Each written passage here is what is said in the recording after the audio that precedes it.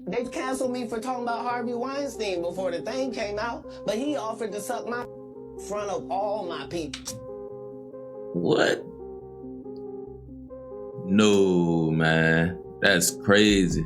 Or at my agents. What's going down with the industry, dog? The industry is full of a bunch of sucking, riding, bending over the desk, nigga, straight up. I realized that, you know. And that's why they call it Hollywood. You feel me? But this is God's country because I met the devil here. Because if I hadn't met the devil here, I wouldn't realize I was strong enough to overcome the obstacles that the devil would place in my path. DMX tried to warn us. DMX was speaking out against the industry a long time ago. Check this out. Just the wrong one in the industry and you will get hurt. I'm not an industry artist. I'm an artist in the industry. So I do what the hell I want because nobody can finish me. Okay.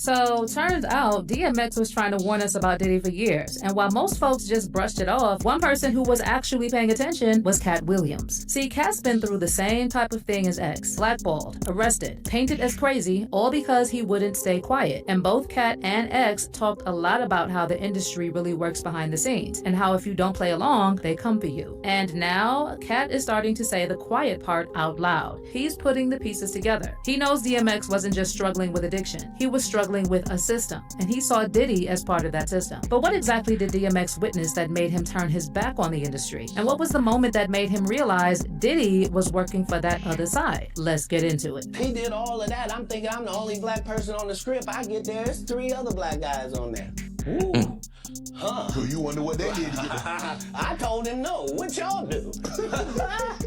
they got this new breed of rapper that's paying DJs to play they. Right. And, you know what I'm saying? They sucking the record label executive dicks in this like they did. So now that Diddy's finally facing justice for things. So that's why they had to, you know what I'm saying, get rid of my boy DMX. You know what I'm saying? Rest in peace, DMX, man. You know what I'm talking about. You know what I'm saying? That was a legend, and that's facts. You know what I'm saying? If you don't know about DMX, man, he was a true artist, true lyricist, and you know what I'm saying? I mean, he made, you know, number hits, man. Y'all tap into DMX, man. If you don't know about him, tap in, man. Way darker than most of us could ever imagine. Many whistleblowers who were once brushed off for trying to tell us about Diddy are now being vindicated, and that includes Cat Williams and DMX. For years, they were out here telling the truth about the industry, warning us about the power players behind the scenes, and calling out the manipulation, exploitation, degenerate pirates, rituals, and everything in between. But nobody wanted to hear it back then. They were dismissed as crazy, bitter, washed up. People laughed them off, saying they were paranoid or high on substances. But look at where we are now. Everything DMX and Cat were saying back then is starting to make a lot more sense. These two were both labeled as problems in the industry because they wouldn't stay quiet and didn't play the game. And now that the mask is slipping, especially with Diddy, it's clear X and Cat weren't ranting. They were revealing. An old interview just popped up where DMX said straight up that Diddy was R-wording his artists. Now, some people think he was just using that word to call out how Diddy financially ripped off his artists, like not paying them what they deserve. But a lot of folks aren't so sure. It sounded like DMX meant exactly what he said. And now with all these dark allegations coming out about how Diddy was allegedly forcing himself on his artists, it's starting to look like X might have been telling us the truth all along.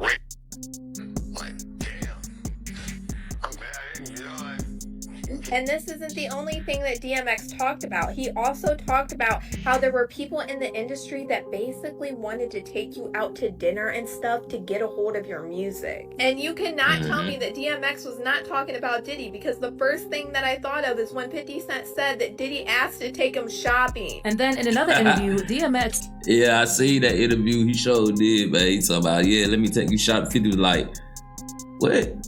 Man, I don't need another man taking me shopping. You know what I'm saying? I feel that though. said that Diddy originally passed on signing him to Bad Boy because he didn't think X was marketable. But the second Diddy saw the kind of deal Def Jam was offering him, suddenly he switched up and started begging DMX to stay. According to Vibe magazine, DMX said, Puff was like, I'll lace your pockets. I'll double what they gave you and lace your pockets. But DMX had a bad feeling about Diddy. And allegedly, it's because he had already heard some rumors about what was really going on behind closed doors at Bad Boy Records. Now sure, maybe when DMX used the R word, he was just talking about Diddy stealing from Biggie and other artists. But with all the disturbing stuff coming out lately, who knows? Maybe he meant exactly what he said. And it doesn't stop there. DMX also hinted that some rappers in Diddy's circle were literally doing whatever it took to get signed, even if that meant bending over for a deal. And one name that came up is Ja Rule. DMX and Ja had serious beef back in the day. And at one point, X claimed he knew Ja was messing with his male stylist. Certain subject you gonna touch on this, or just like you just going at him? About him being a homo, you know he be too, right? No. I was styling his clothes. I got the inside information, man. I was styling his clothes for one of them shows. Got him ecstasy on one night. No, dog. Yeah, Chavos. I'm telling you, dog. Oh, my mama. He said on his mama. And you know, if somebody put it on their mama, especially in that type of tone, they mean that. They know that. It's facts. You know what I'm saying? Straight facts. So, he said, yeah, I was with John, you know what I'm saying? And you know, he was all ecstasy up, so he... What? What? It's crazy. Yeah, man.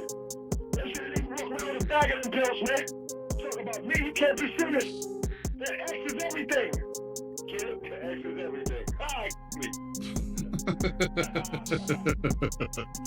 Yo, this is a big statement you're making here, man. You throw it... Man, John Rose, nigga, straight up. This is... Out there that wants to give your man John Rose some X, and he'll you. Around that same time, DMX also started calling out other rappers who were playing along with the industry's twisted games and doing shady things for label executives just to get their music played on the radio. Now, you got issues with the industry. What's going down with the industry, dog? The industry is full of a bunch of sucking, riding, bending over the desk, straight up like that. Whoever don't like it, bring it. Bring it. I don't give a Bring it. Bring it. They got this new breed of rapper that's paying DJs to play their shit. Right. You know what I'm saying? They sucking the record label executive. It's like there's too much of that going on. Right. You know what I'm saying? Let me be me. Let me be the artist that I am and just play. You know what I mean? Exactly. Right. Now they want you all up under this, sitting at going to dinner with them and like that, and all that favor for a favor shit. I don't get down like that. Look, I give you the music, you give my money. And then we also can't forget about X's iconic track, I give you the music, you give me my money, and that's that. You know what I'm saying? I understand that. Ain't no more need to be said, ain't no more need to be talked about. You know what I'm saying? If I was a rapper, if I was a lyricist, you feel what I'm saying? Just let me drop my stuff, you know what I'm saying? And let me go on and get my bag and be through with it. Nah, they got some other stuff out there in Hollywood, man. Y'all ones that want to be rappers, man, y'all better, stay, what is it called? Don't sign to nobody. Yeah, just don't sign to nobody, man. You know what I'm saying? They tricking folks, man. the industry, where he really broke down how the music business really works. The industry, man, it's not the same. Mm-hmm. Doesn't have to do with talent. It's about playing the game. The industry, real is dying to get in. The industry, just to find they don't fit in. The industry ain't what it used to be. The industry's trying to control the way you MC. They want you to dress like this and talk like that. But I'm going dress like this and talk with the bat. Right. The industry got your word meaning nothing. The industry, but you heard because he's bluffing. The industry, money, hate, but I dare you to try to take a thing off my plate if you ain't got a strong mind. The industry will break you down, it's a matter of time. The industry, vultures with nothing to feast on. See me, I'm getting my beast on. The industry, stay in the dirt, play in the dirt, test the wrong one in the industry and you will get hurt. I'm not an industry artist, I'm an artist in the industry. Industry, wanted, dead or alive, new artists to sell their souls in the way they survive. The industry don't give a about you, but the industry couldn't make a dime without you. Fast forward to 2025 and Yeah, think about that. Think about that. You feel me? I all them words right there, it made sense. If it didn't make sense, it made dollars.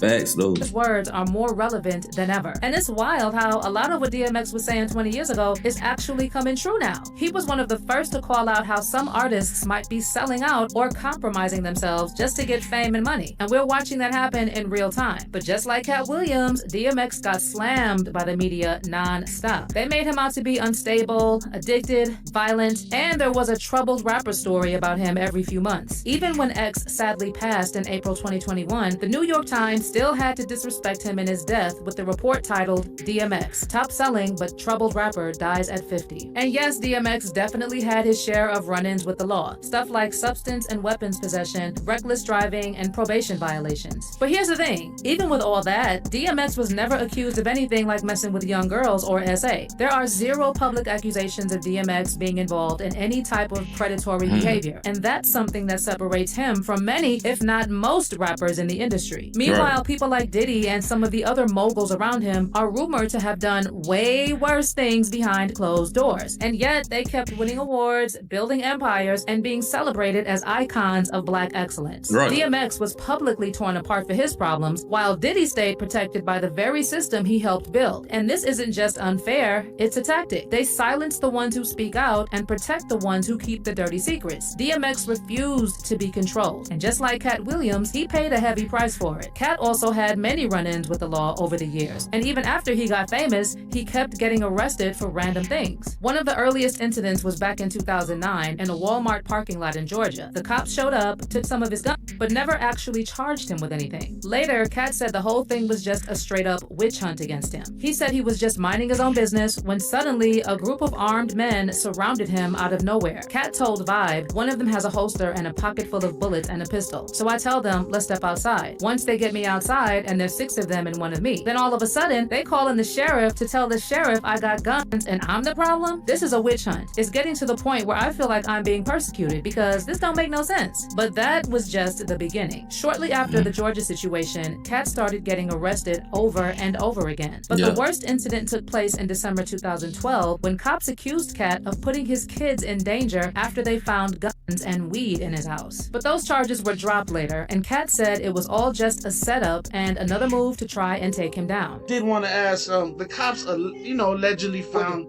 some. Yeah, they always find. I never leave without my girlfriend. I'm on the middle of an interview, sir. Sorry about. Look, they found drugs now.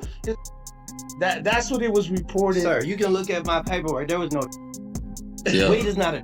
Yeah. I mean, do you think that's safe for kids to be around guns and stuff like that? I mean, I'm just curious. How do you keep this kid safe without? They were in a lockbox that the police broke. Oh, okay, yeah. I mean, saying, if the police come in and raid my place and break into gun boxes, you're gonna find guns. But these aren't. Well, I'm not in a gang. What difference does it make? Now, you were actually stopped for this and let go because you have a license for it. No, right? This is their 9th time coming to my house. The problem was this time they came to my office and took my kids from an office, not from my house, from an office. So now when I can't have my kids at my office, that's an issue. I must be the most terrible black dude. Because here's the whole thing. You gonna charge me with child endangerment? After I adopted 7 children and had them for 14 years in this state? Really? You coming after my kids now? Cause it was already a witch hunt. Now you want my babies? Yikes. Finish up, man. Do you have any resolutions or something you might do different next year? Yeah, I'm gonna be white next time. In my next life, I'm Caucasian and I ain't taking no for an answer. Now let me explain something to you. I know it's people doing poorly in this country. Yeah. And they shot Trayvon Martin dead for looking kind of like I look. Yeah. Martin Luther King and Malcolm X ended up dead for telling the truth. So as a comedian, I don't think it won't happen to me. I think they've thrown me in jail 36 times in 36 months, and I think you've never seen me in a court of law. That means they're effing with me. And today, they crossed the line, because now they took my babies. All right, man. Well, Cat, we wish you luck, man. And luck is unnecessary. And then no cap, the way I seen that interview, you know what I'm saying? The way Buddy ended that, you know what I'm saying, that quick talk, he was just like, all right, Kevin. I mean, not Kevin, my fault, y'all. All right, Cat, you know what I'm saying? It's like he kind of, you know what I'm saying, went against like what Cat Williams was saying, like, you might be talking a little too much, you know what I'm saying? Because back then, if y'all know anything about this, he definitely was getting arrested left and right. And a lot of people thought Cat Williams finna end up dead because they thought he was on, you know, on some, you know what I'm saying, and all types of stuff though. But it came to find out that a lot of them charges that he was facing got dropped, you know what I'm saying? So that's crazy work. But let me stop pausing this video, you know what I'm saying? Have a good night. Thank you, brother. But that wasn't the end of it either. In 2014, Cat was arrested with Suge Knight for grabbing a paparazzi's camera. Now, the media tried to make it look like they were just randomly attacking the paparazzi, but Cat later said the truth was different. One of the paparazzi was actually trying to film Suge Knight's 5-year-old son. I saw where you and Suge got arrested, right? You and Suge got arrested, is that true? Allegedly. Allegedly. Yeah. Allegedly. Okay. Like, and What were we doing? allegedly it had something to do with like some type of photography, a camera or something like that. I'm not sure. I'm just saying this is what I read. Well, I'll tell you the story, and you tell Tell me me the story. then does that change how you frame this? Okay. So, we have a meeting with a hologram company, which is going to go into a licensing deal on some holograms. This is in Beverly Hills. So now there's a rodeo, and behind that is an alleyway where you park your vehicles. That's where we are. Suge has brought his son with him, who's 5 years old. And before we go into this meeting, Suge's son runs behind the dumpster and urinates. And a lady films his penis out, peeing behind the dumpster. And then says, oh, I thought that was Cat's kid. So yeah, that's what happened. See, man, this is So why. understand, we were facing 20 years, Suge and I. 20 years for that. And if it wasn't for the fact that this is Beverly Hills and it's all on camera, they had no problem sending us up the river when we couldn't have possibly done what was being said. That lady said that she got jumped on by me. And while Suge Knight was dealing with all those arrests, the tabloids were busy painting him as an addict and a troubled comedian. The same old playbook they used to tear down DMX. But things get even darker. DMX often talked about battling demons in his music. And on the Dr. Phil show, he said the devil actually approached him not once, but 3 times. To give some context, one of DMX's most talked about interviews was when he appeared with his son on Iyanla Vanzant's show on Oprah's own network. Now that interview was a mess, as Iyanla kept pressing X's buttons, interrupting him, and being condescending. Just once since I've done it so much, this is such a major What part. about today? Please shut up, man. No, I'm talking about, no, you listen, don't man. get to Listen, talk man, to me like that. I'm not going for this. You don't get. I was talking to Xavier. Yeah, y'all, for real, I was talking to Xavier.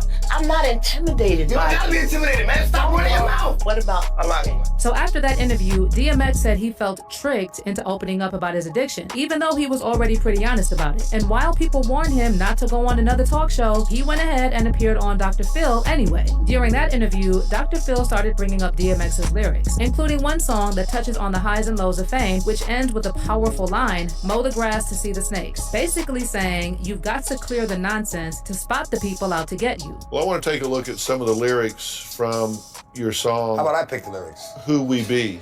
I think you'll like these lyrics. The hurt, the pain, the dirt, the rain, the jerk, the fame, the work, the game. I like what you said. Yeah. Did it. The friends, the foes, the bins, the hoes, these studios, the shows. Why don't you just read it? I like the way shows, it comes and it goes. The jealousy, the envy, the phony, the friendly, the one that gave him the slugs, the one that put him in me, the snakes, the grass, too long to see. The lawnmower sitting right next to the tree. It's right there, just mow that grass and you'll see the snakes. Yeah. All right. Right? Dr. Phil then shifted the conversation to DMX's more spiritual side, pointing out his song, Lord Give Me a Sign. X then delivered the lyrics with raw emotion and talked about how all of his albums have some kind of prayer or talk with God. You've had, I guess I would call it a gospel song, or certainly gospel song and a conversation with the Lord on every album. On every album. Lord, Give Me a Sign. I pulled some of those lyrics out.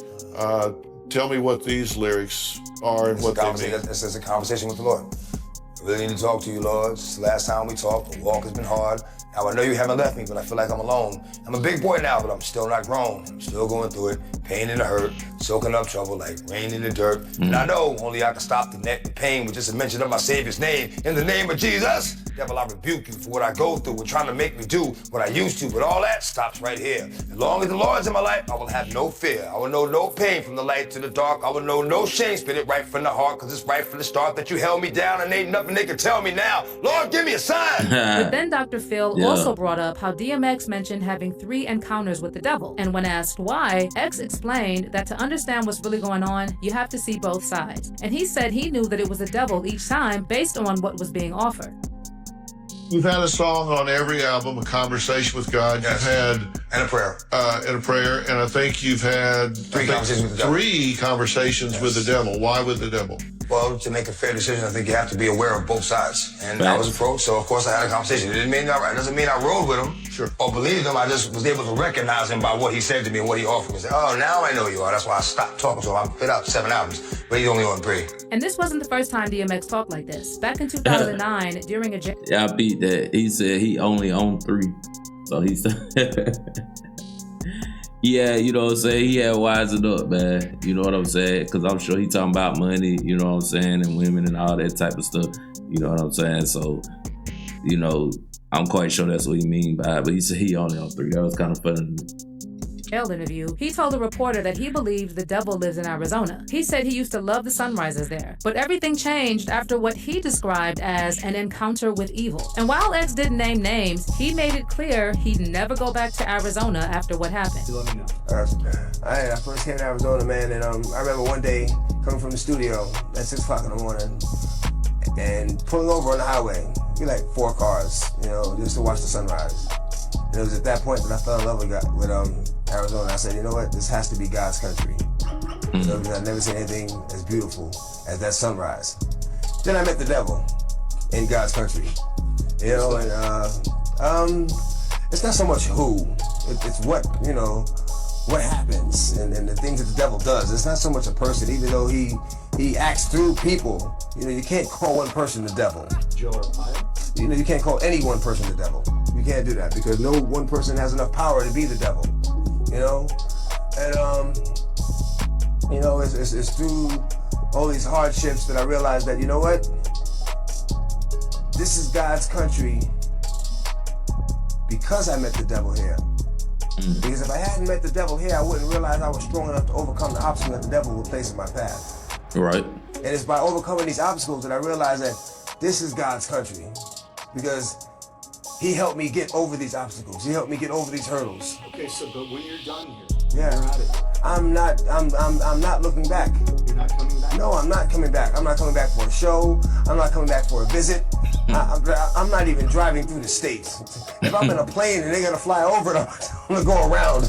Now, there's been a lot of speculation over the years about what exactly DMX meant when he said he met the devil in Arizona. Some speculate that he was talking about encountering the industry's evil behind the scenes, since Arizona has long been known as a low-key spot for retreats, private events, and rehab centers. So it's very possible that DMX had an experience there, maybe with label executives, lawyers, handlers, or even fellow artists that felt spiritually corrupt or manipulative. For a man like X, who viewed life in terms of spiritual warfare, those types of encounters could absolutely register as a meeting with the devil. Who knows? He could have been offered a major deal, contract, or favor in exchange for compromising himself or his beliefs. And this would track with his broader narrative that the industry constantly tried to control or own him, but he resisted. And this also lines up with what Cat Williams said in that viral Club Shay Shay interview. How at some point, you've got to choose a side. It's either God's side or the other one. These people are not powerful. Satan can't create anything. That includes blessings for his people. That's why, you know what the #1 job of somebody that sold their soul in Hollywood is? What? is to act like it didn't happen. Other black dudes, race is not where the line is drawn. It's God's side and the other side.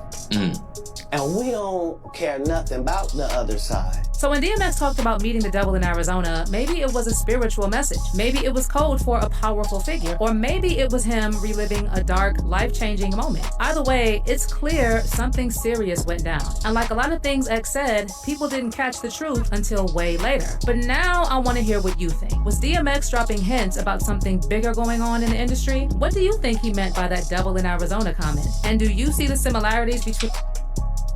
Yes. We know DMX was saying, you know, a lot, especially in his lyrics. That ain't even nothing to guess about, nothing to even think about, you know what I'm saying? But, you know, it's Hollywood, you know what I'm saying? And a lot of stuff going on, as y'all can tell, as we can tell, as we've been watching, you know, a lot of stuff is coming out, you know what I mean? But rest in peace to DMX, man. That was a legend, for sure. But until next time, this is Jackpot's reaction, and I'm out. Appreciate y'all for watching. Like, comment, and subscribe. Do your boy a favor. All right, till next video.